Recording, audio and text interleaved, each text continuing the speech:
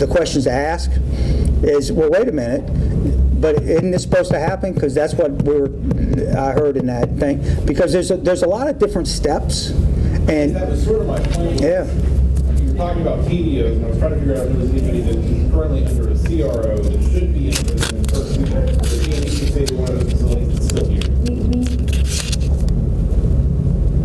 think through what you're saying. But, there was one person about 3 weeks ago where they needed to get to Eastern State, and we called them and said, please tell them we need them. They need to be up there.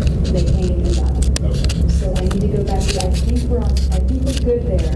Okay. Because the staff they understand now that we can push also. We can push to make sure that people get moved. see, that's the problem. It's like, let me make an analogy. It's like if you call and go, hey, do you have anybody waiting on a TDO? And so you don't, everybody's going away and we're not in the news anymore.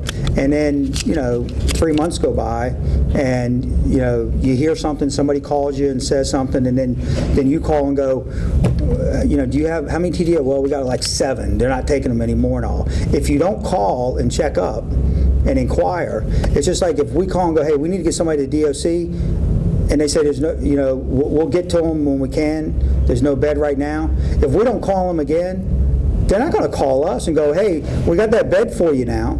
Because you know what? You got 60-some jails that have people backed up, and the ones that are going to get the most calls, the squeaky wheel type thing, they're the ones you're going to respond to. The heightened awareness for this facility could not be any higher right now. And that's the way it needs to be. It needs to be not only for here, but it needs to be throughout the entire state. And I'll just put a plug in, and this is not political, but you have all this expansion of Medicaid, whether to accept it or not. The different states, it's up to each state to determine that. The mental health problem in Virginia is not going to be able to be solved because there's not enough money for it, unless Virginia takes a strong look at expanding Medicaid. And that's not a political statement. You're talking about, millions, hundreds of millions of dollars that Virginia has not received because we haven't done that. There's other issues that go along with it, but I'm talking about strictly mental health issues. But we're talking about mental health issues in jail, in prisons, and in the community. There's a whole bunch of needs out there. But one thing I think to clarify also, that whenever a competency or sanity evaluation is commitment is triggered, the courts are not required to send the copy of that order to the jail. So the statute basically says that they are required to forward the order to the evaluator or the hospital within 24 hours. So still, there's no mechanism for the jail to receive a copy of that commitment order once it's actually been ordered. And I don't think that the jail did receive that order with Mitchell. That's right. Are they receiving those now? Or are you guys receiving those now? Well, that was what led us to contact some of the clerks to find out what the status was, and there is currently no requirement. That's a policy thing that we want to get going, but there's no statutory requirement that the clerks do. But are they doing it? Are you when Portsmouth or Norfolk has a CRO come in, are you getting notified? We hope we are, but that's a hard thing to measure. I don't know of any that's come through. We should be. Right. That's one of those breakdowns in the system. Right. How Now. did you find out then? Well, so the start of that was I sent an email to this particular clerk and said, what are you doing now? I get the statute and what's actually required, and then the next step is, can we set up a protocol or an MOU to allow for you to send this to us?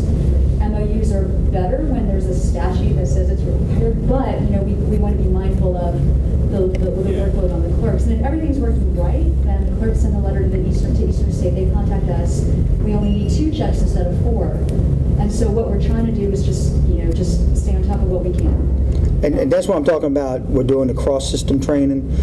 Every stakeholder that's in that step process needs to be collaborating, needs to be in touch. And not just one phone call and that's it, but we're talking about having either monthly meetings or quarterly meetings to make sure that everybody's on the same thing. But when it comes to CSBs, the magistrates and all, we need to be in touch with them on a regular basis. That's why having the training is really going to be really important for the whole staff here, and also for the CSBs, so they understand what we go through. Because there's some perceptions that, well, we can hold off on doing things at the jail because they're in jail, so they're relatively safe. So we'll try to prioritize the community. You can't do that, because a lot of people in here, they may be confined, doesn't mean they're safe. And being confined to a jail cell is not exactly the best, circumstances if you got mental health issues. So with that, thank you. Thank you. And of course, we're always available to take calls, anytime. But we did this thing because rightfully so, we were getting calls, all day long, and we weren't able to kind of get to address a lot of things. So you don't have to wait until, each monthly thing. If you hear something, or if you have any questions, feel free to call. And so thank you. Kayla, is that? Yeah. Thank you.